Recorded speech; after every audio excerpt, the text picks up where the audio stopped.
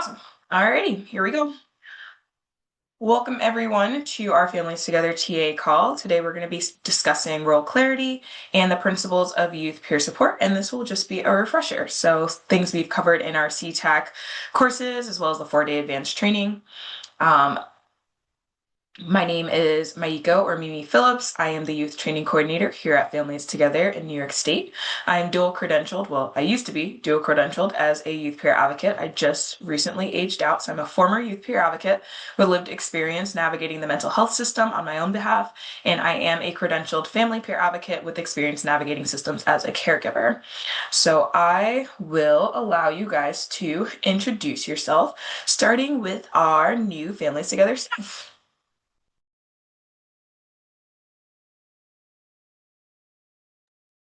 Hi, my name is Emma Adler. My pronouns are she, her, and I am the one of the new youth workforce development coordinators here at Families Together, and I live in Brooklyn.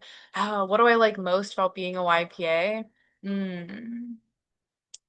I think it really is about being able to connect with young people in a way that feels more grounded and connected with them, and not necessarily in a way that is very clinical. Everyone, I'm Kezia Clayton. My pronouns are she, her, and I am the other Youth Workforce Development Coordinator here at Families Together. And I'm also working out of Brooklyn. And what I love most about being a YPA is that the support is individualized, that it's not the same for each person, and we're able to connect and relate with others.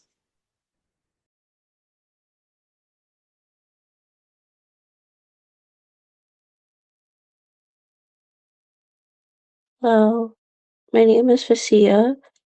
My pronouns are she, her. I'm the youth peer navigator at Project Hospitality, Staten Island. And my favorite part about being a YPA is being a peer.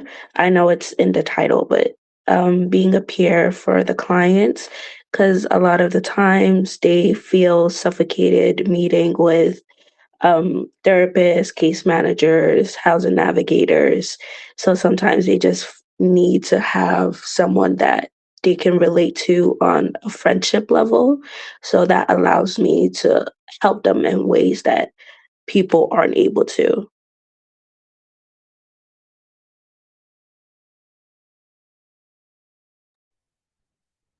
Thank you so much. Emma, would you like to introduce yourself?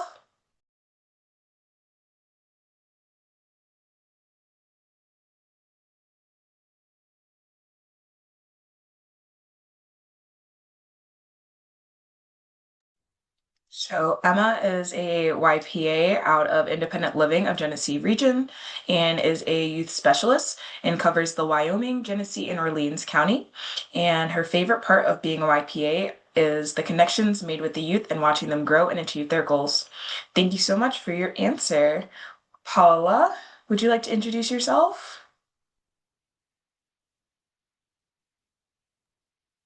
Good morning, everyone. How are you? Good, My how are name you? Good. My name is Paula Walsh. I work for Interborough as a family peer advocate slash child advocate. Um, love the work that I do. I love the company that I work for.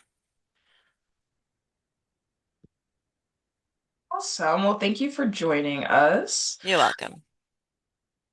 Alrighty. And I did introduce Oh, I myself, but see I that. didn't actually say what my favorite part of being a YPA is. And so I'll say when I was one-on-one with youth, my favorite part was seeing their successes. I love that this is in a role where we're strength-based and where we work on strengths rather than deficits. And so being able to remind my youth of the strengths that they have and then watching them use those strengths to achieve their goals was like the highlight of my day. And I honestly lived off of those wins. Even if it took a while to get to those wins, they made me feel like the work that I was doing was valuable and that I was making a difference in each individual's life. Here in my role at Families Together, my favorite part is training all of you. So my favorite part is interacting with you guys as YPAs, seeing where you are on your journeys, and seeing how much you guys grow going from being provisionally credentialed and interested in the credential to working in the field, seeing you in our 4-day advanced training, seeing you grow in our coaching calls, come back, and even get to then work for Families Together. And so that is like the super cool part of my role that I love here. And I'm always here to support you guys. So, our learning objectives for today, we are going to be going over what exactly a youth peer advocate is and what we do, the principles of youth peer support, how to integrate the principles of youth peer support into our work, the YPA role, communicating your role as a YPA, and we'll have a little bit of time for discussion as well. So I expect this to be pretty interactive. We'll have some additional things, and so as we go through the different points, if you have comments, questions, concerns, or even just want to highlight certain parts of the role, please feel free to come off mute, pop it in the chat. This is really here to be a conversation for us all as we learn. So what is a YPA? Hold on. So a YPA, or youth peer advocate, is a person who is between the ages of 18 and 30 years old and self-identifies as having lived experience receiving services from a youth serving system. This could include foster care, juvenile justice, mental health, special education, and that's just to name a few. We always want to point out that when we say the child or youth serving systems, that this vastly changes. And so in special education, maybe we're talking about having an IEP, having a BIP, having a 504 plan. So it can look very different. When we talk about juvenile justice, you could be put on pins for probation. You might actually have served time. You might have gone to juvenile justice court for a pending case and then been told that you had to fulfill community service or other things. And so when we talk about the child serving systems, we're really focused on services that were received prior to the age of 21, and it can be in this vast amount of services. It can also include things like if the Department of Social Services was involved in your home, and so if you're in the child welfare system, that does count as well. And the whole point of being a youth peer advocate is that you don't just have the experience with these services and with receiving these services and support for your mental health or behavioral health issues. It is the point that you use your lived experience to then support other youth that are currently receiving services from that system. But I always know that the big question is like, well, how do I do that in my work? Well, let's talk about it. So we're going to review together the principles of youth peer support, and this comes from our Families Together in New York State training manual. So if one of you could share that page directly that goes over the principles of youth peer support, that'd be greatly appreciated in the chat. And we're going to go over each one. Hold on, my slides are doing funky things. There we go. So we'll go over each principle of youth peer support. So the first one is that it's youth guided. What does being youth guided mean? Being youth guided means that the youth voice is at the center of everything that we do. So this means that when we are coming up with support plans, care plans, crisis management plans, the youth voice is what is centered, and we're making that plan based on what the youth wants. So it's not enough to have a referral for a youth who has been placed on pins because they haven't been attended school, and the principal says, I want them to attend school. That's great. But if the youth says, I actually really need to work on my mental health and get some services for that before I can feel like I can participate in school and society, then we're going to make that plan based on what that youth needs, and then work towards getting back into school as another goal or objective there. And so we want to make sure that it's youth guided and that the youth is centered throughout all of this, that the youth voice is always capitalized at every meeting, with every intake, with all the feedback that we do, and that their voice is even reflected even in our documentation. Another thing is that we partner with young people. So we're not here to tell them what to do. We're not here to just instruct them. We're here to guide them, but we're also here to partner with them. We want to work with the youth that we have experience with to help them figure out what are the coping skills that you need? What are the advocacy skills that you need in this line of work? And how can I help you figure out the next steps? So if they do want to go back to school, we can help them figure out what the process is. We can help them find that documentation. We can help them fill out the paperwork. We can help by role-playing interview questions, but we're partnering with the young people. We're not doing the work for them. We also promote independent recovery. Sometimes this means promoting harm reduction. It means that if your youth has a substance use disorder and has been previously using harder substances, but says, you know, I would like to use this and it's a harm reduction, it means promoting that as part of their recovery journey. It means allowing them to make the decisions that they want as to what their recovery journey is and what it includes, whether that is medication, whether that is treatment, whether that is seeing a therapist or a specialist. Yes, you have clients who don't want to attend or their parent doesn't want to wake them up. Absolutely. So part of this is that, you know, sometimes our youth are disengaged and they don't want to engage with us. And that's really where our youth peers come into play. Our youth peers are able to figure out from the youth perspective, what do you need to engage? And I will say, most of our youth are more likely to engage with a youth because we're their peer. We look like them. We sound like them. We talk like them. We engage in the same systems as them. It's not a remembrance of being in high school. Some of us are still in high school or we're freshly out of high school. So we're still experiencing those same life events as that youth is. And so they can understand that we're really talking to them on a one-on-one basis as a peer, rather than sometimes as an adult, it becomes a top-down approach. It becomes, I'm telling you what to do and I'm instructing you how to live your life, rather than we're asking open-ended questions. We want to know from you, what do you need for me to support you in this journey and in this next steps?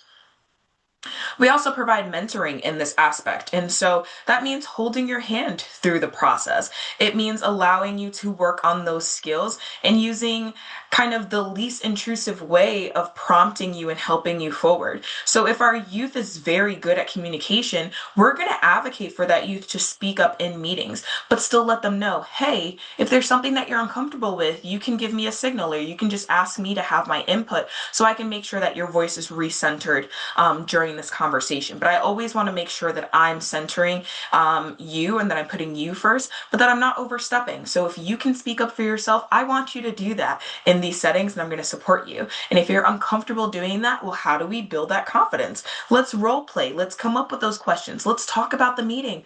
Who's going to be there? What they're going to ask? What we're going to figure out during that meeting and what it's going to look like.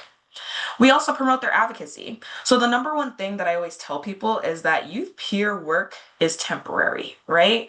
We get to work with our youth for a very short period of time, and we get to hope that while we're working with them, they actually build their own advocacy skills so that they don't need us. The whole plan is for them to be independent and to learn these things so that they don't need us. So we want to teach them how to advocate on their own behalf. We want to teach them what their rights are so that they know what it is that they are allowed to say and do. We want them to know you don't have to say yes to every treatment option. You're allowed to say, I don't want to do that. Even if you're a minor, you still have certain rights. We also want to make sure that we're culturally humble. Part of being culturally humble is respecting the culture that every youth comes from and understanding that whether that's your home-based culture, it's your religion, the way that your household is run, all of those things make up your dynamics as a human being and your culture. And we want to respect that. So that could include, you know, if I have a youth that I'm working with who says, based on my background, I'm really uncomfortable meeting with male counterparts because my religion states that I should not speak to or be left alone one-on-one with a male counterpart. It means helping them find female providers. It means, you know, expressing to other people in the meeting, while my youth may be looking down at the floor and seems like they're not engaged with you, that's actually part of their culture and it's actually a sign of respect.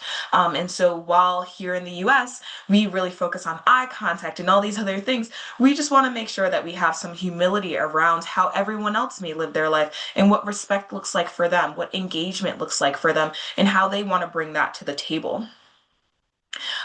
We also want to make connections. And so we're not just making connections with our youth, we're helping them make connections in the community. So one of the things we capitalize on are natural supports. Do you have a coach that you really work well with? Do you have, a pastor or someone who helps you with your faith that community really helps you with? We want to help make connections with our youth and pointing them into the right places in our community. So maybe they do need some assistance with making sure that food's on the table. That's where we come in and we help them know, we can go to SNAP, we can get you that application, we can help do that. Do you need a referral to an after school program so that you have a safe place to go after school? We can help them with that. And if they need transportation needs, we can help refer them to that. So we're helping our youth make connections so that they can meet their own needs and be successful in meeting whatever this treatment plan looks like or whatever it is that they want to work towards. If they want to go back to school, perhaps we're helping them with finding some tutoring options or even seeking out GED programs if that's what they're interested in, and giving them a list and then allowing them to choose which one of these education options looks great for you and do you want to pursue. And then we can help them figure out, okay, well, this is all the paperwork that we need. I want you to go get this documentation and I want you to put it together and we're going to make a copy of the application and we can sit down and fill it out together, but we're going to let our youth lead as they make those connections in the community. One of the big things that you guys talked about too is youth peer support is individualized. So there is no one size fits all solution for our youth. Everything needs to be individualized. And so here, when we are working with our youth, we are making sure that the plan fits what our youth needs and we're meeting them exactly where they are. So if they are not ready to pursue certain services, we're not going to push them. We're going to simply say, what do you need right now and how can I help you meet that? And it's also strength based. A lot of the times when people work with youth, especially in our systems, they look at the deficits. They look at what's missing and what our youth isn't doing. But here, when we talk about peer support, we are always looking at our strengths. So a youth isn't just labeled as, hard or someone who is very loud and combative because they enjoy advocating for themselves. We say, no, they're really good at communication and speaking up for themselves. Perhaps we just need to work with them on their tone and their delivery so that they understand you're not going to be heard in this meeting if you're screaming, but why don't we have you write down your thoughts and why don't we help you build some coping skills so that when you do feel those strong emotions, you know how to regulate and calm yourself down in the moment so that someone can hear what you have to say. So we focus on the strengths that our youth have rather than the deficits or the things that they may be facing. Does anyone have any questions or comments about the principles of youth peer support? I will take silence as a no and we'll keep going. So as we go through everything else, this is going to kind of be a waterfall activity. So when I switch to the slide and I read it, I'd love if you guys could enter into the chat as fast as you can, at least one idea for how to engage with that role. So for example, if we are talking about partnering with young people, perhaps partnering with young people looks like going with a youth to their committee for special education meeting to give their input on their IEP. So whatever you can think of as fast as you can, and I will expect answers from all of you, including my other Families Together staff. Hint, hint. All right, so here we go. So being youth guided, what does being youth guided looks like? Yeah, so support and encourage them through the process. Paula, it's like you already knew what my next slide was going to be. So being youth guided acknowledges that every youth and person has choice and should be informed, consulted, and be active participants in their own life, as well as the policies and procedures that govern care for all young people in their community, state, and nation. So what does this look like in practice as a YPA?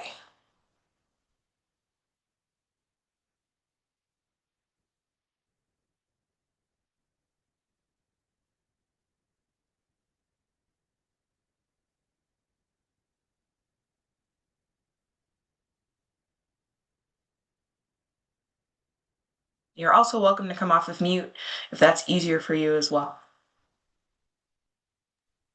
I'm coming off of mute. I have hit things where, I have a lot of children on my caseload, but I also have adults. I feel that the youth is their parents are overbearing, Mm. very overbearing. And I believe that, we're advocates and we're there to advocate for them where they've never been supported or encouraged or advocated for. But again, that parent gets in the way of their say, of their growth, of their actions. Sometimes they do not have a say. Absolutely.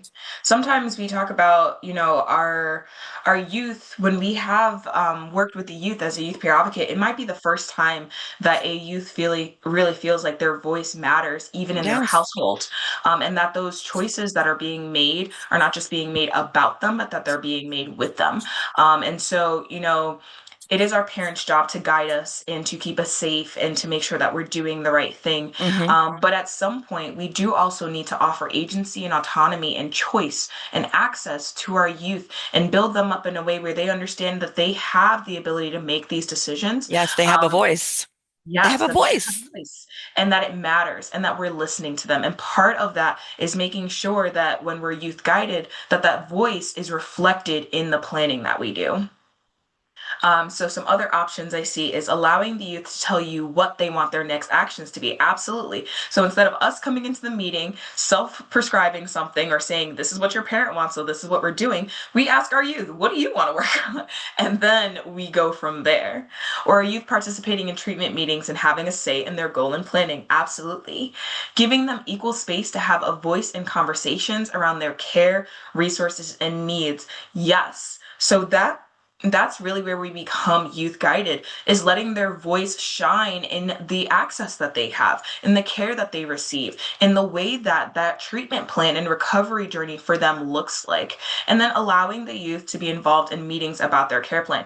Yes, a lot of the times, some of these adult meetings, we meet without the youth present and the youth's voice never comes through, or the youth is invited but they're talked about, not talked to, and not talked with. They don't get to lead the meeting. They don't get to speak up. And primarily in these spaces, it's adults. And so it can make the youth shut down. And that's why we are there to support as youth peer advocates, to not just be the only youth in the room. We can show up as their advocate and say, you know what?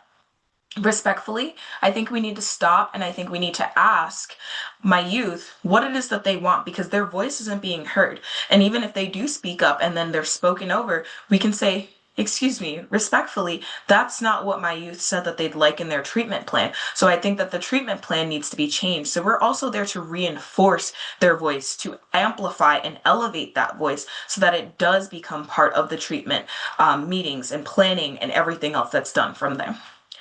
All right, next one. Partnering with young people. So, partnering with young people recognizes that power should be shared in making decisions with young people based on their understanding and maturity. How else can this look in youth peer work? Please feel free to come off of mute or pop it in the chat.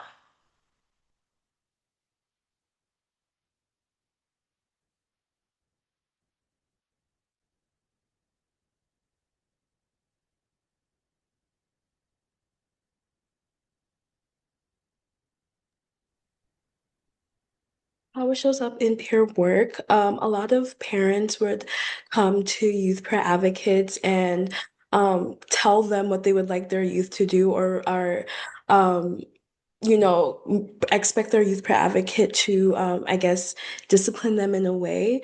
But this is when you have to reiterate to the parents that, you are kind of there to empower them and understand that they are in control of their goals, and that is what you are here to do as a youth peer advocate.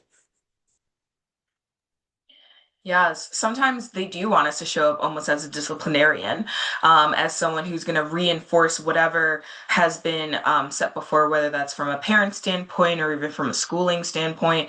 And so they typically just want us to reinforce that. And so partnering with the young person looks like explaining to that parent, I apologize, but my role is not to police them. My role is to encourage them. And my role is also to help you as the parent understand that this is what my youth wants and needs. So yes, it also looks like being a sounding board for them to bounce ideas off of. And absolutely, some children are dismissed from their person-centered plan, and the parents need to allow the child to speak and not be shut up. And that's true. Sometimes, and I think that goes both ways. And that's why we have youth peer advocates and we have family peer advocates. Some parents don't know even so that their youth can say no or that they can say no as a parent. And so it can really be a systemic issue within that. But yes, some children are really dismissed from a person-centered plan. And that's what we talk about here in youth peer support, is that the plan should be individualized, but it should be youth-centered. And so the person is at the center of that plan. And if that person is my youth, I want to make sure that the plan works for them. And they shouldn't have to adapt to a plan that's been set before them. The plan should be adapted to the person that my youth is, wherever they are. So if they have a misstep in their recovery, we need to adapt the plan to now give them further support that they need as they're in this place in their recovery journey. If they say, I really want more independence here in this part of my life, we need to revise that treatment plan to center what it is that they want and what it is that they need as they continue to mature, as they continue to learn, as they continue to be able to advocate for themselves. It also looks like allowing youth to take the lead in visits, giving them the chance to decide what we discuss, work on for the day, and bring them options for activities and allow them to decide. Absolutely. My favorite thing is starting the meeting with saying, and sometimes there are, those things that we have to discuss. We have 3 things on the agenda that we need to get through. I still like going to my youth and saying, okay, today we need to talk about your school plan, we need to talk about your mental health counseling, and we need to talk about your transportation. Which one of these do you want to start with? I know I have to get through all these things in this meeting, but I'm still giving them a choice. What do you want to start with? What do you want to work on first? If I want to bring activities, we can color, we can listen to music, or we can do this, this worksheet. What do you want to work on? And allow them to have that choice.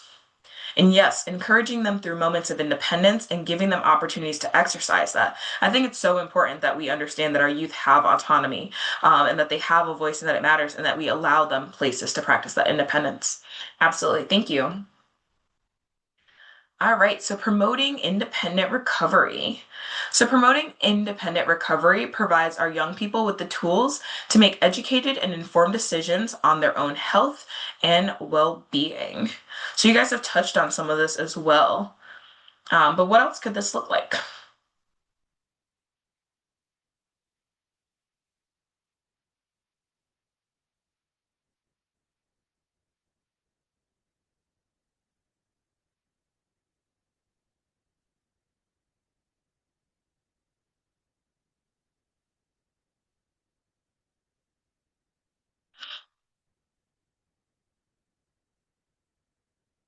Focus conversations on resources and connections at a pace that makes sense for them. Yes. So sometimes, and I always say this, like, sometimes this can be like the hard part of our work as a YPA. Sometimes we work with a youth where we've had similar lived experience. So I know what worked for me, and I know what resources worked for me. I can just prescribe those to my youth and be like, I went to this program and that really worked for me, so I'm gonna recommend that. Might not be what they need. It may not be culturally appropriate to them. It may not be what it is that they want. Or it might be at a pace that's way too quick for them. Perhaps someone has come to terms with the fact that, I am struggling with my mental health, but pushing talk therapy, they're not ready to talk yet. So instead, we'll focus on the coping strategies that we can focus on. So, we'll invite them to journal, we'll invite them to come up with mindfulness activities, breathing exercises, and to practice those things until they are ready to say, you know what? I do think I want to be connected to someone and I'd like to talk further about that in a more clinical setting. Allow the youth to process their feelings at their own pace and provide guidance when needed.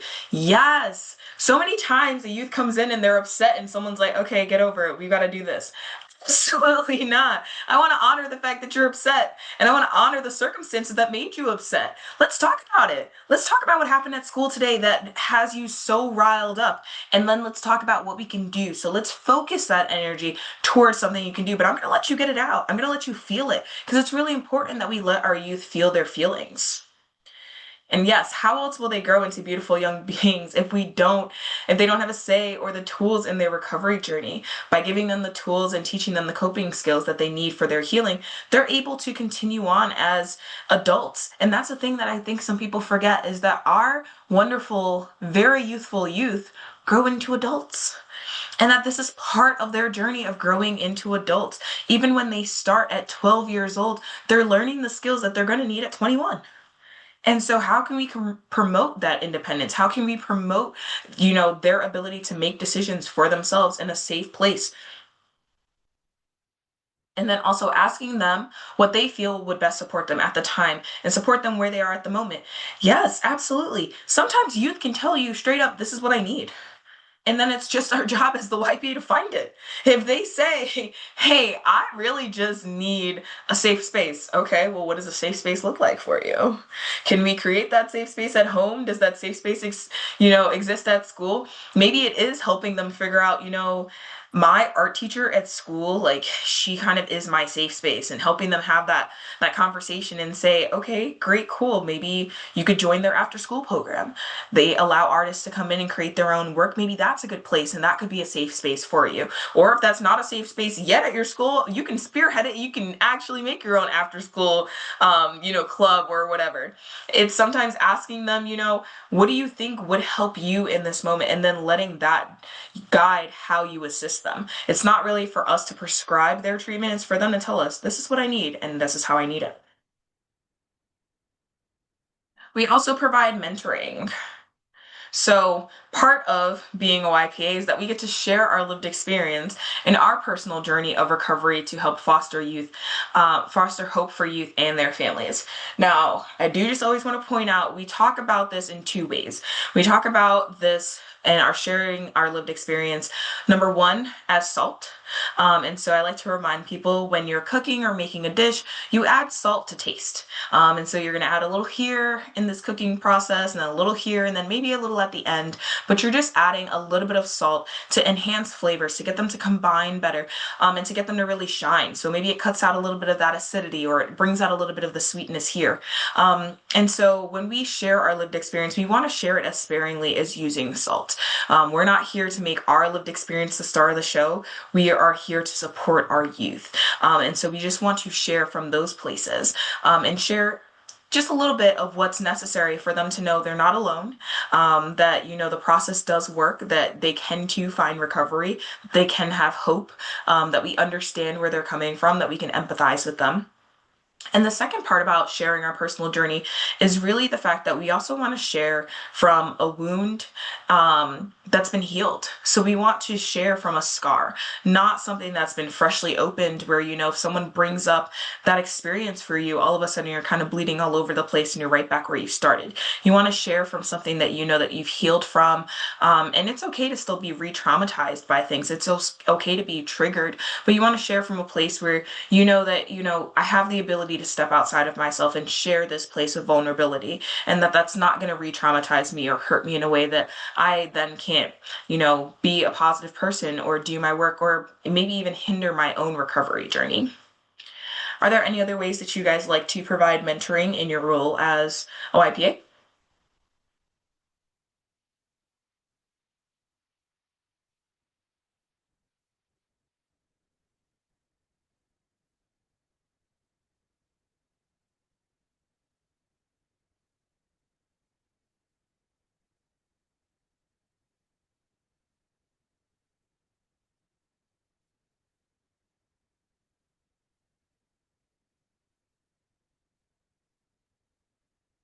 Try to listen first before giving any feedback. I love that. I love that. I often says that that's one of the things that allows youth to have their voice centered, is listening. And we talk about, reflective listening. We talk about paraphrasing in our trainings. We talk about, listening with intention rather than listening to respond or to react to what they're saying, repeating it back to them. So that way they know that we're listening, and we're really just stressing, like, do I understand you? Did I get that correctly? What I heard you say was that you're feeling this way. Is that true? Or, am I misconstruing that so that we can get additional information? And yes, Kezia, we talk about this so much too, is like knowing when to be silent. Sometimes we've got to just sit there and be quiet and let them talk, let them have space. And it's also okay if sometimes in the silence our youth doesn't want to talk. That doesn't mean that work isn't happening. It doesn't mean that, they're not processing. Sometimes it means that we're giving them space to honor their true feelings, their emotions, to think through and analyze what we have just said to them, to process all the information that's been given to them, and then to respond back to us. Listening and understanding the youth. Hope is a huge thing when all else feels lost, and I encourage this to both youth and families, and this helps them to see and feel a bit clearer. Absolutely. So promoting advocacy, and I think we've all kind of touched on this as well. We are listening to young people without judgment, and then we're promoting environments where our young people's voices can be heard and sustained. And so promoting this advocacy really allows them to be in the driver's seat. Does anyone have an example of how to promote a youth's advocacy?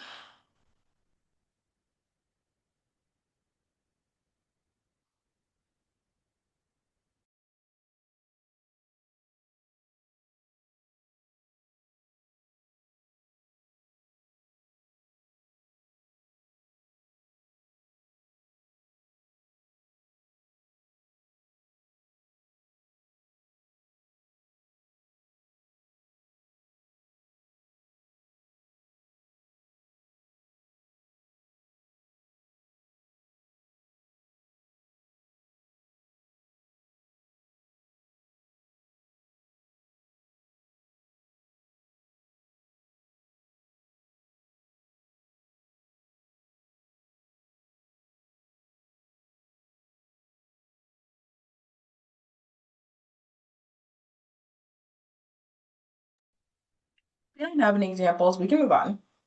But I can also give you one. So empowering young people to voice their concerns. Yeah, so I like to say one of the places that I really like to promote my youth to advocate for themselves is during any meetings with a care management team or with a team of individuals. So I always like to tell my youth that, when we have an opportunity to attend one of these meetings where, let's say it's a school IEP meeting, so you have all of the professionals that teach you in some capacity in the room, that is an opportunity. And that's an opportunity for you to be understood in that moment in a way that you never have been. And so oftentimes when we talk about systems, we talk about, clinicians or teachers or people that mean well as professionals that don't typically have the time to connect with each other or talk with our youth, or when they do talk with our youth, there's kind of a hierarchy of I'm speaking to you as your teacher or as your therapist or as your clinician, and it kind of becomes this top-down thing. And so I like to let them know that, when we're in these meetings, that's actually where everything becomes one level. That's where you get to be centered, and that this meeting is for you, about you, and it's your meeting. It's not their meeting. I understand that your teachers are the ones that sent out this email, but this is your opportunity to advocate for what you need and to see the change, because it's going to happen right here in this conversation.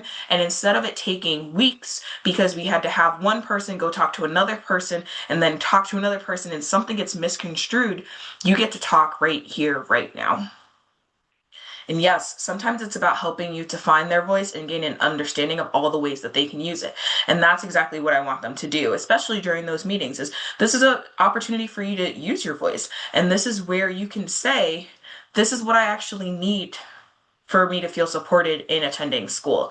And how do we make a plan for me to do that? When trying a new service, I let youth know that they have a right to change it. Yes. And empowering them with the skill to speak up for when they would like a change. Absolutely. A lot of our youth have no idea that they don't just have to go along with what's prescribed to them or what we tell them to do or what someone else has told them to do. If you're trying something out, it's okay if you don't like it. We still want you to try it, see if it works for you. But if it doesn't work for you, it's okay to say, I tried this and I don't like it. Is there something else I can do? Or maybe could we just stop doing that? And that's totally fine. And we can find a different goal or objective to work on, or find a different way to meet that goal or objective that then works in our youth's favor. Being culturally humble. So youth peer support is culturally humble. This means that we create safe spaces that respect and empower young people to feel a sense of pride in the cultures and beliefs that they identify with. How can we do this in our work?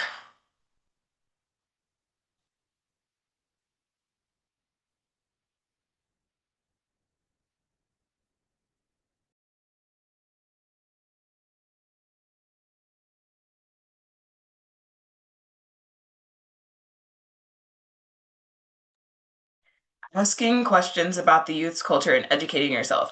That is the number one thing. I tell people all the time, cultural humility is a lifelong learning process. So it really means that we always want to focus on growing in our understanding and know that just because two youth may be from the same cultural background does not mean that they celebrate it the same way, that their traditions are the same, that the way that it holds weight for them is the same. So we really do have to ask questions about the youth's culture and educate ourselves. It also means continuing education so that we can become culturally competent and inclusive.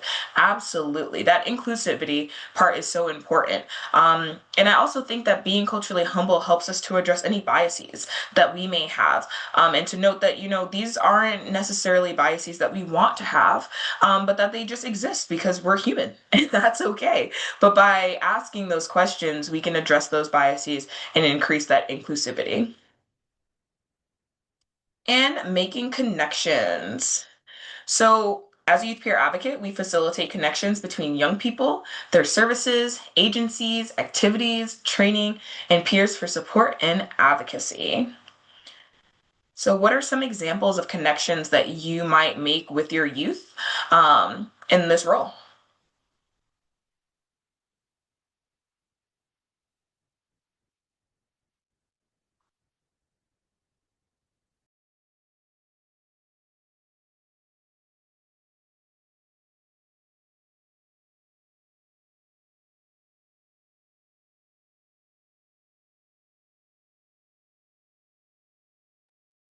Finding a shared interest. Absolutely. I love doing things like that. Like I am someone who really enjoys music. And so a lot of times when I used to meet one-on-one with youth, I might have some instrumental music playing in the background just to kind of create more of like a calm environment. But I would ask them, like, if I'm gonna play music and you like music, is there something that you'd like me to play?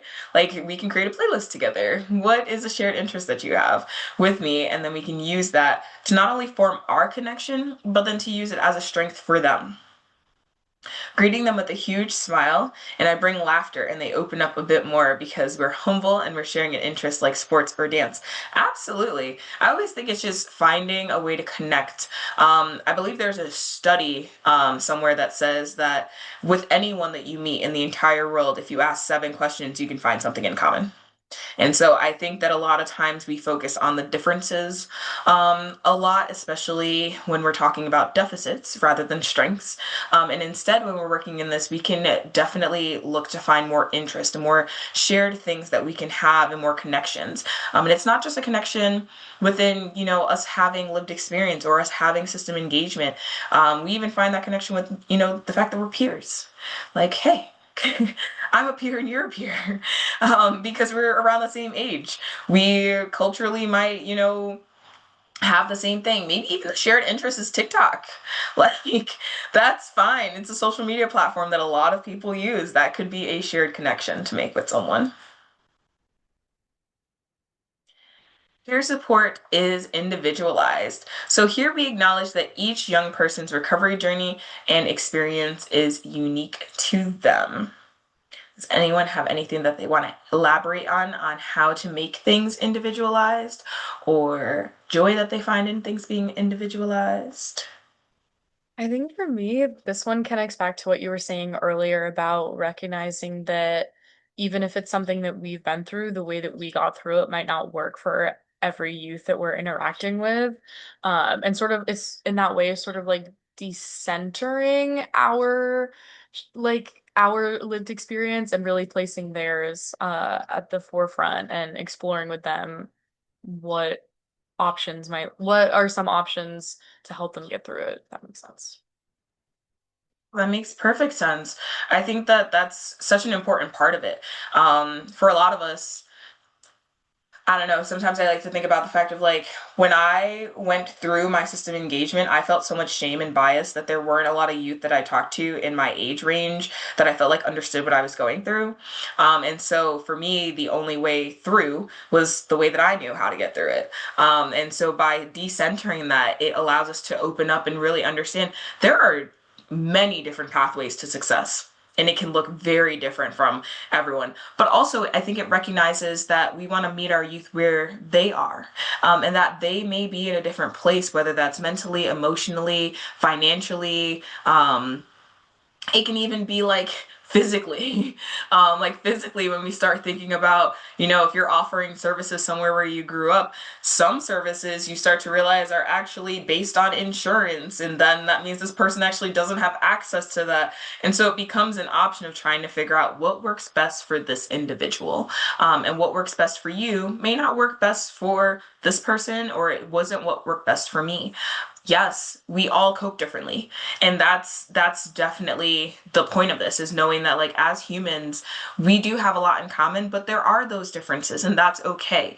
We're not going to sit here and point blame at those differences. We're going to recognize them and we're going to adapt to them. And part of that is adapting our plans so that they're individualized, and that we're not giving someone like a one size fits all solution, because then we're asking them to change to the plan rather than changing the plan to fit our youth. And last but not least, we're strength-based. So that's exactly what we were just kind of talking about, is that we move the focus away from deficits towards building on the strengths and resources that a young person can use to better their own lives. So now we're going to move into the role of the youth peer advocate. And before we do that, there's actually a word search game that we can do. So I will if someone can pop that into the chat.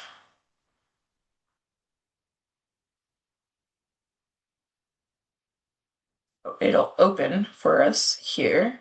Please don't mind the ads that are endless, but there is a little puzzle that you can do. And the words that you're going to look for are hope, empower, purpose, share, affirmations, inclusion, destigmatize, and support. And so if you're willing to participate with me, I'll openly take this with you. But you can click on the link, and we're going to look for some of these words, because this is what we do in our role as a YPA. And if you want to, when you're done, it'll tell you how much time it took for you to do it. And if you want to brag, you can put it in the chat. Let's see. Ew. Affirmations. Well, that makes a sound. The stigmatize.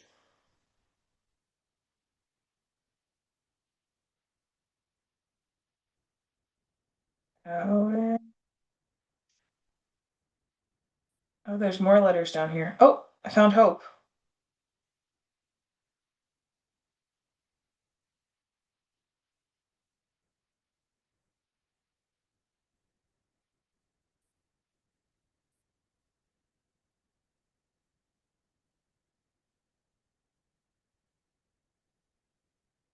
Inclusion.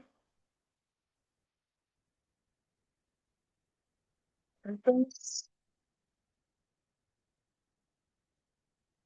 Share and did it.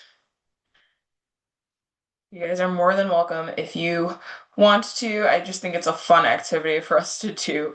I just recognize that there's a couple of different parts of being OIPA. It's kind of like a fun learning activity. So if you want to do that, or if you want to do it later, please feel free to copy out of the chat. No, I don't want to do it again. 1 second, let's see.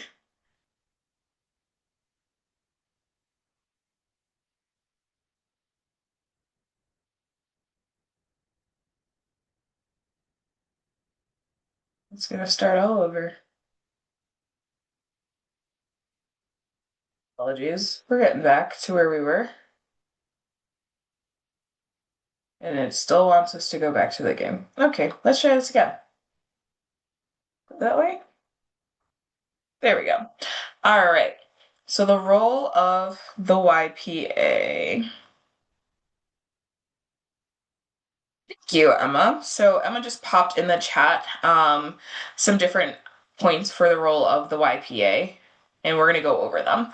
So one of the roles of our YPA is to build hope. So as we've been talking about, hope is really the difference between someone feeling like they can make a difference and find recovery, find resiliency in the struggles that they're facing and in their lived experience. And it's the difference between that and feeling hopeless, feeling, beat down, like you can't do anything, or like you're just kind of stuck in the system as a cog on a wheel and it's just kind of spinning and you have no control. And so by building hope with our youth, we're allowing them to know, like, part of us sharing our stories, letting them know, I made it out on the other end. I may not be perfect. I still deal with my lived experience, but I've made progress. And I know a lot of youth that have made progress. And you too can find hope in this process. And I want to help you do that. Another role is to share with purpose. So like we talked about, the way that we share our lived experience matters. We always want to make sure that we are centering the youth that we're working with and their lived experience, and that when we're sharing pieces of ourself and our lived experience, that we're simply sharing that with a purpose of connecting with them, and not with, being the star of the show or taking over or overshadowing their story. We're not trying to one up them. We're trying to make a connection with them. We want to provide affirmations. Sometimes we might be the only person in our youth's life that's telling them, you're doing a good job. And it might seem like the smallest thing to other people on their treatment team, but if our youth has been struggling with going to school on a daily basis, and finally one of those weeks they're like, I went to school 3 days this week, I'm going to applaud.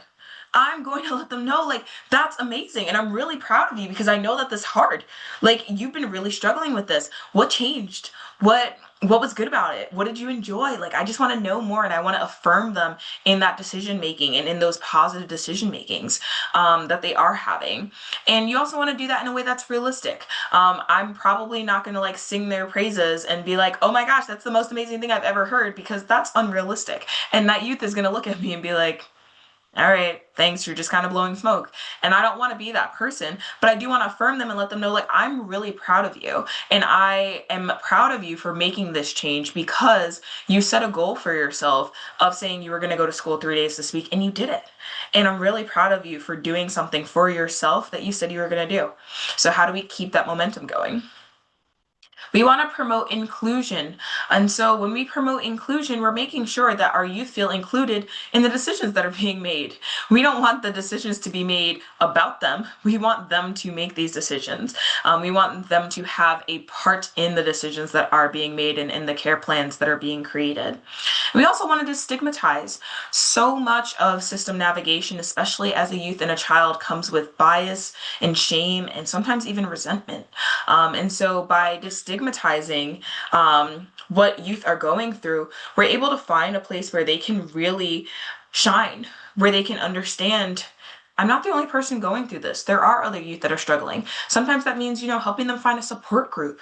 There's nothing that I have found for myself that's more affirming than going to a support group with other youth that are going through similar circumstances, because I feel seen, I feel heard, and I feel like there are other people that understand. So I don't feel so siloed or so alone in my process. I understand that other people are going through this and it's okay. We also want to build relationships. So yes, we are building a relationship with our youth as a youth peer advocate, but like I said, our work is temporary. So we're helping them to also build relationships in their lives. One of the things that I love about being a youth peer advocate is seeing the change in a youth and their parent, if that is something that's possible. Seeing that a parent can then further understand their youth and not just understand their behaviors, but they now understand their youth as a person who's making decisions. They understand that they have autonomy, that they have voice. They get to see their youth for their strengths again, rather than their deficits. They're not just seeing what my youth isn't doing. Now they're seeing, okay, they're trying. They're trying and they're telling me what they need, and now they're able to communicate. And when they're able to communicate firsthand with those parents and those parents can listen and hear it, it builds a stronger relationship in that family. And that family can then be a stronger unit as they continue to navigate the systems. We're also helping them build relationships, whether that means with their friends and their social groups, whether that means helping them find other social groups and supports, and then other supports in the environment that they're in. So maybe they're finding some community-based supports. They're going to a community-based after-school program. They're going to an outreach group. Maybe they're even getting involved in an advocacy group. So they're getting to learn, how do I actually make this change become bigger than me? And we're providing individualized support. So like we keep saying, it can't be a one size fits all. So when we meet with our youth, it's kind of like wiping the whiteboard. We're starting fresh and we're asking them, where are you today? How can I meet you where you are today? And what do you want to work on? And then we're going from there. And our number one thing is that we empower our youth. We want them to know that their voice holds power, that their actions hold power. And we want them to know you are capable of making the changes that are necessary. I am just here to support you. It is literally in your hands, and I'm just here to be that person who is in the passenger seat, but you're in the driver's seat, and we're going to go on this journey together. So I'm going to hold your hand through it, and I'm going to support you through it, but I want to empower you to make the decisions that are necessary for you to find recovery and resiliency in your lived experience journey. So, tips for communicating your role. And this is always important to go over because sometimes what our role is as a YPA can be a little misconstrued or not straightforward. And that really depends on what agency you work for, what additional training you may have, what other people may understand your role to be, including the youth and the family. So we talked about, families that come in and they're like, I want you to tell them, what to do and how to do it. And we're like, I've got to tell you that's not my role. So it's really important to have those tips for communicating, whether that's with family, that's with your supervisor, at your agency, that's with other people on your care team. And so some tips for this would be, one, to keep a list of things that you can do on hand to show people the value that your role has. And so the handout that Emma just shared literally talks about what the role of a YPA is. And so that's a great short handout that you can always have on hand that just allows you to say, this is what's in my role. I've had other YPAs come in and say that when they meet with families, they've created like their own worksheet that kind of states from the get-go, like, this is my name, this is what I do, this is my contact information, and this is what I can help you with. And so stating their role up front. And I always recommend that when you have your first intakes and meetings with families and youth, that you have this discussion quite upfront. It's a lot easier to have the discussion of what your role is upfront than to have to try to correct people on what your role isn't later on. And then it becomes something that you can go back to. So you can, reference the previous conversation and say, well, I'm not sure if you remember, but on the first day when we met during intake, we kind of talked about what my role is, and this is how I can help you. Unfortunately, that's outside of the scope of my work. It's also important to discuss your role in supervision. So there might be things that you're asked to do that you're not sure if they're within your scope of work or if they're not. Discuss this role directly with your supervisor, because as your supervisor, they are there to support you in your role as a YPA. So they can help you figure that out, as well as they can help you have some of these conversations and help you work on the skills. So when we talk about, being a youth peer advocate and teaching our youth to advocate, that also means we have to advocate for ourselves as well. And sometimes that means having that difficult conversation with your supervisor to say, I'm being asked to do clerical tasks like filing and making copies, and that's not really within my role as a YPA. Can you help me explain to other people in the agency that, that isn't necessarily part of my job, and can we make sure that that role is more clearly defined? It's also important to learn about the roles of other people on the youth team and discuss the ways that your roles can complement each other. So I really like to go into this work letting people know, how can I help you? Because sometimes they don't understand what we do, but if you can poach this to them as how can I help you, then they really understand. So when I'm working with a family peer advocate and they're like, okay, well, I'm already working with the family, how can you help me as a youth? Well, I can help you engage the youth. I can help you further understand and reiterate to the parents parents what it is that my youth wants to work on so that this plan starts to change and become something that the youth really wants to participate in and starts to do. So we actually start to see more positivity, we start to see more progress, we start to see more engagement from our youth and willingness to actually comply with or follow through on whatever's been set forth for them. Even with a clinician, sometimes I walk into meetings and clinicians are like, why are you here and how can you help me? Well, I'm going to actually help you make sure that this meeting is on a youth level. And so sometimes as clinicians, you guys use really big words. And I'm like, my youth cannot understand that. And so I'm here to help you make sure that your youth that you're working with, and whether that for them, that's their patient, like I'm here to help you make sure that your patient understands all the options that you're setting forth for them and can make the best decision for them. And what that's going to do for you as a provider is help make sure that they actually follow through on this plan. It's going to keep them engaged. It's going to make sure that their voice is heard. And that's going to help you as a clinician do your job better and make it easier. And bottom line, you've got to hold some firm boundaries. So it's really important when you're communicating your role that you let people know this is outside of the scope of my work. Or if you're unsure, you're more than welcome to tell someone, I'm actually unsure whether or not I can do that in my role. Would you mind if I spoke to my supervisor and I get back to you? And you can give yourself some time to make sure that that's within your role, or to revisit your role, revisit your agency's guidelines, whatever it is that you need to in order to make that decision, and then have the support of your supervisor behind you so that you can make those decisions and hold your boundaries firm. So it's also important to understand who else is on the team. So most of us as YPAs are not just working with youth by ourselves in kind of a one-on-one capacity and we're the only person working with them. A lot of us work on multidisciplinary teams with a lot of different roles. So we've talked about, working with clinicians. We've talked about working with if you're working within the court system, you might have to work with an attorney. You might have to work with someone who's been court appointed for that youth as well. So it's really important that, when we work with a team, that we understand who is on our team. I also like to understand who is on our team. So not only do I understand my role, but I understand their role, and then I understand their strengths and I can help them understand my strengths. So it's important to note that, some of us work on teams that are really small. We might be at an agency that's community-based and it's just YPAs and FPAs and we're just working together, and that can be pretty small. But we can also be working on a more macro skill level where sometimes, we are that YPA, but we're going into help with that system engagement and involvement. And so we might be going to those larger IEP meetings where there's 14 different people that are in there, and you have your, actual classroom teacher, you have your special education teacher, you have your behavioral intervention specialist, you have your principal in there, you have your caseworker, you have your social worker, you have your different types of therapy in there, your occupational therapist, your speech therapist. And so then all of a sudden your team has grown and you're in this massive meeting. So it's important to know who's on the team and who's in charge of what. So that way, okay, my youth said that they're really having a hard time with some speech things. That means that the person that you need to get in touch with on your team would be that speech pathologist or that speech specialist to help figure out how services can be further engaged in that school environment to support your youth.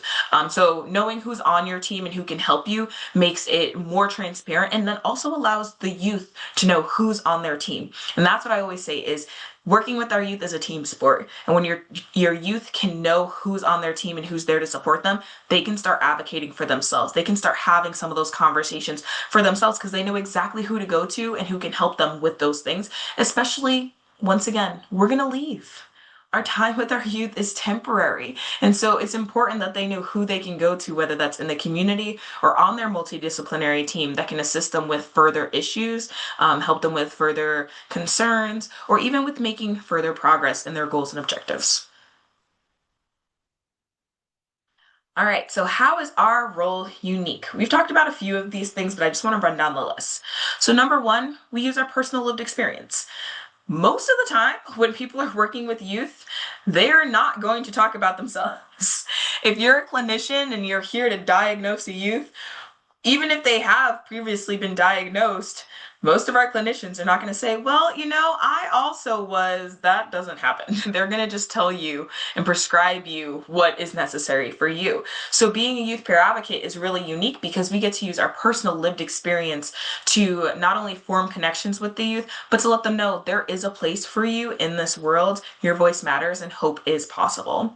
We also have similar experiences as young people. Coming into this, we are youth and they are youth. And so when we support them, we're coming from a youth guided lens automatically. Whereas typically in many systems, there's kind of a little bit of an age gap. And so you have this kind of top down thing, or there is more of that, educational gap. And so you have someone who's gone to school and has letters behind their name, and then they're speaking to our youth, and they haven't had similar experiences as a young person. I often talk about, when we go advocate for legislation, a lot of our legislators are quite open with the fact of, I didn't have the same experience as you as a constituent. And so I'm not quite sure what you're talking about. And so our role is unique in, even if we're not navigating the exact same system as our youth in that moment, we still know what it's like to be impacted by the system. We know what it's like to be the only youth in the room when adults are talking to us or talking at us rather than, actually engaging with us. And our role is unique because we promote hope and resilience. A lot of the times, like we said, people focus on the deficits. They focus on the negative, what's not being done and what needs to be done, where the needle needs to be moved to, and how far off our youth is. Whereas we're focusing on the strengths. So we're promoting their hope and resilience as they navigate the systems. We also have experience navigating the services and advocating for our needs. As a YPA, that's literally something that you had to do for yourself. It's skills that you've built. And so then you already know firsthand what it's like to have to build these skills and the work that it takes. You can really feel the emotions behind it. And I think that really helps us to empathize with our youth as we're working with them, and to know, we're coming from a place of positivity and not judgment. We also have experience in recovery and using skills that work. I always like to say every single one of us is somewhere in our recovery and resiliency journey. And so because of that, we know what works for us. And we know that we have experience in struggling, but we also have experience in finding a good place. It doesn't mean that we're always going to be in a good place. It doesn't mean that recovery is linear and only moves upward, but it does mean that we have that experience. And that's really unique because a lot of times other people that are working in this role to support our youth don't have that same experience of going through recovery and finding that same resiliency that we do. Our role is also unique because on top of having all of this lived experience, we've received specialized training, we have skills and knowledge of services and resources. So coming to even something as simple as this technical assistance call, you're getting specialized training in how to do this work. We're always making sure that we are staying up on the frameworks, that we are being youth guided, that we are continuing to be, family driven, that we're going through that process. And that's really different. We're trauma informed, we're person centered, and that's the role and the lens that we bring to our work versus in some other capacities and systems, they're not getting that same level of specialized training. They're getting that specialized training that says that your job is to be a clinician and to diagnose and to, bill and to prescribe medication. And that's a very different level of training versus us getting our specialized training in how do we make these plans individualized, person-centered, keep them trauma-informed, keep them culturally humble, and make sure that we're having that more holistic approach to an individual. Moving on, we also represent the youth peer perspective. And so that's one of the honors that you get being a youth peer, is that you represent the perspective, and that perspective changes. I'm sure that, when you were a youth navigating the system and now becoming a credentialed YPA and continuing your work, your perspective has changed. And that is unique in the fact that you understand those changes that you've gone through, so you understand the changes that other youth are going through. And again, your ability to disclose. A clinician typically is not allowed to disclose.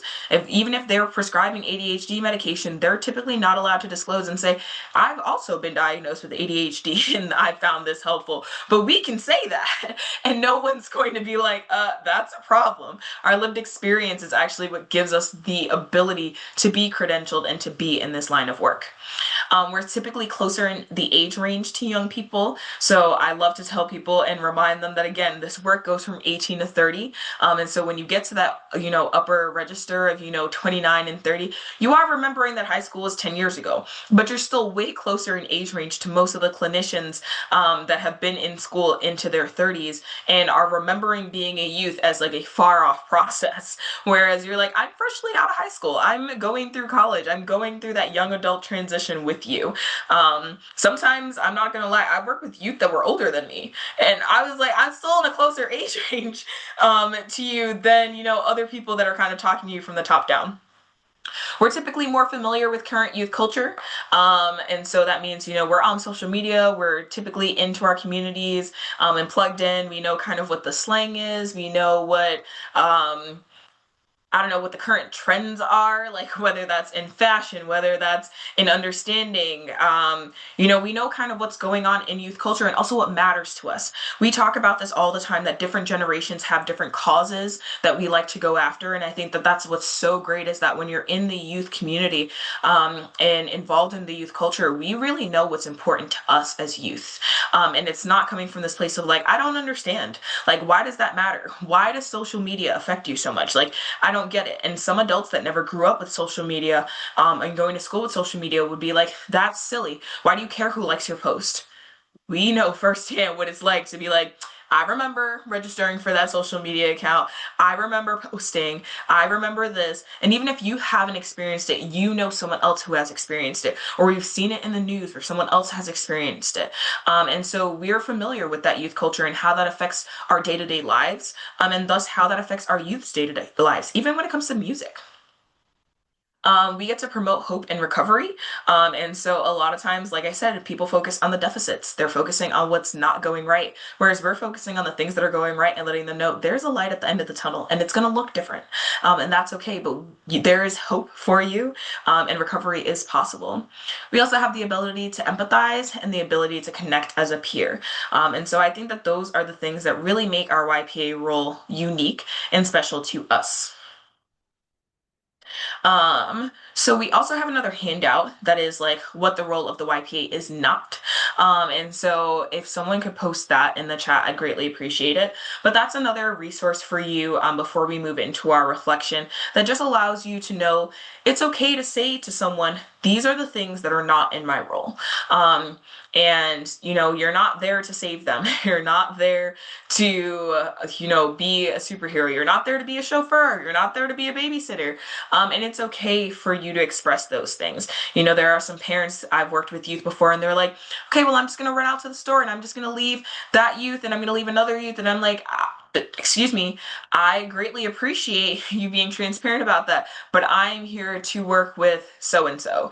And that as such, that means I'm not here to be their babysitter. So I can be here and work one-on-one with them, but I unfortunately am not responsible for caregiving for your other children. So you will need to take them with you if you're going to leave the home, and let them know that, because that's not part of my role and that becomes a liability. And so it's really important to know what's not in your role as well so that you can better advocate for yourself. So feel free to use that handout. And we'll kind of end things with this quick reflection. So we know that the work that we do has a positive impact on the youth that we work with, but what about beyond that? So are we seeing positive impacts beyond that? What are some short-term impacts that our work has in the community, and what are some long-term impacts? Please feel free to come off of mute or pop it in the chat, but this will kind of be like our wrap-up reflection.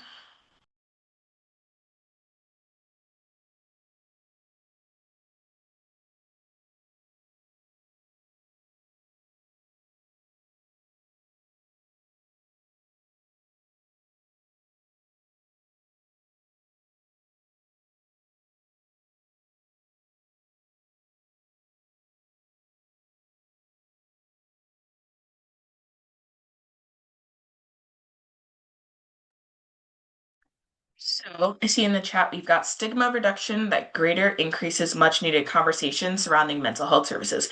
Absolutely. And I think that's both a short-term impact and a long-term impact. Because short-term, the stigma reduction typically allows that youth to gain access to services and different types of services and more in-depth services because they're able to have those conversations. And that short-term impact of having those conversations, with their parents, with their loved ones, with youth that are around them, with support groups, really allows them to make great strides in their recovery. But I think that it becomes a more long-term impact because I actually advocate that our generation of youth, we are way more open about talking about mental health. And that's because people have been open about it, because we have tried to get rid of that shame and that bias, and that stigma that surrounds mental health, especially in our youth, and how that affects us as we're growing up and becoming, young adults. Anyone else?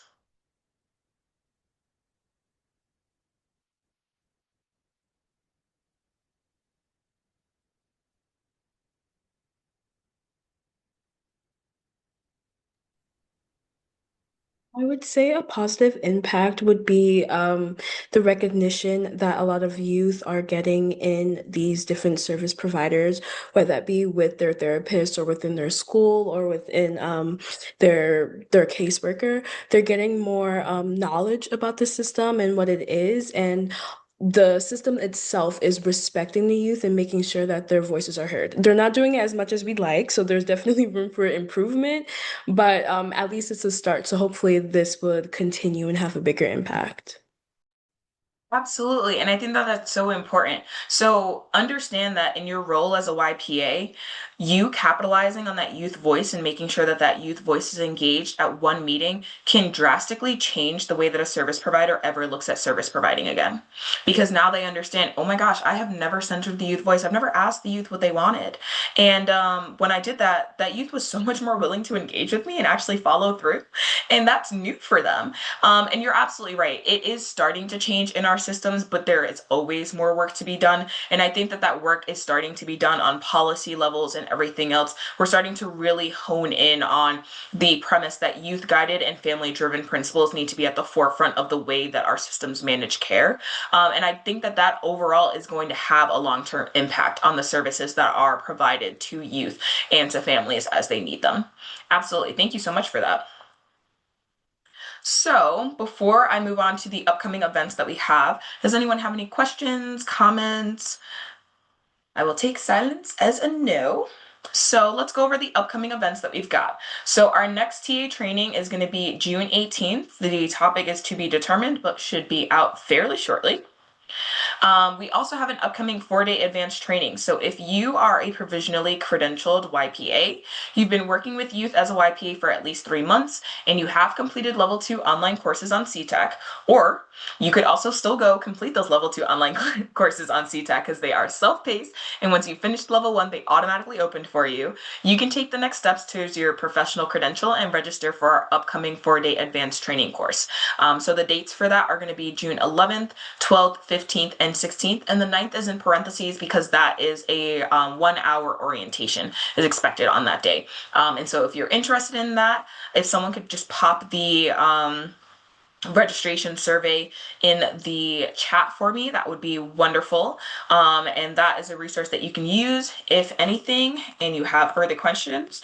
Please feel free to also reach out to us at ypacredential@ftnys.org. And I've put that email in the chat for you as well. All right, so Youth Power Discord. We have a Youth Power Discord. So Discord is a free online platform where people can chat through text and organize servers, and we have one specifically for our youth. So we're always asking our youth to join our server, connect with our community, and get updates.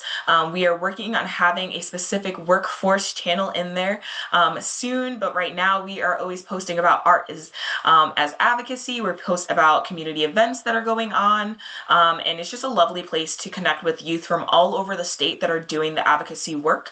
Find out what they're interested in, connect with them, network with them, and also support each other. So please feel free to join our Youth Power Discord if you're interested, or share that with the youth that you're working with.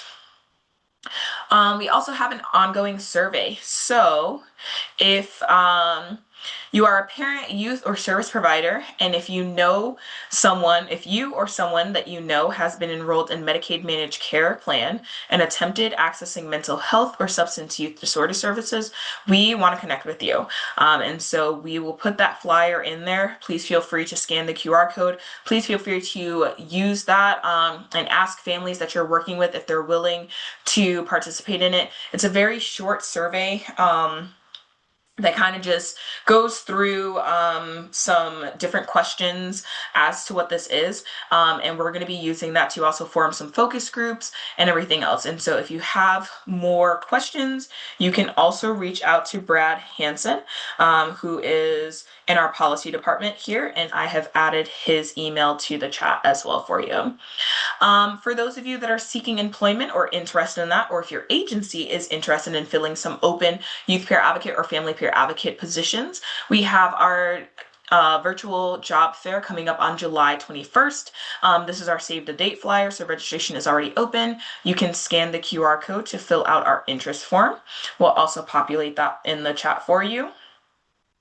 And last but not least, just going over events.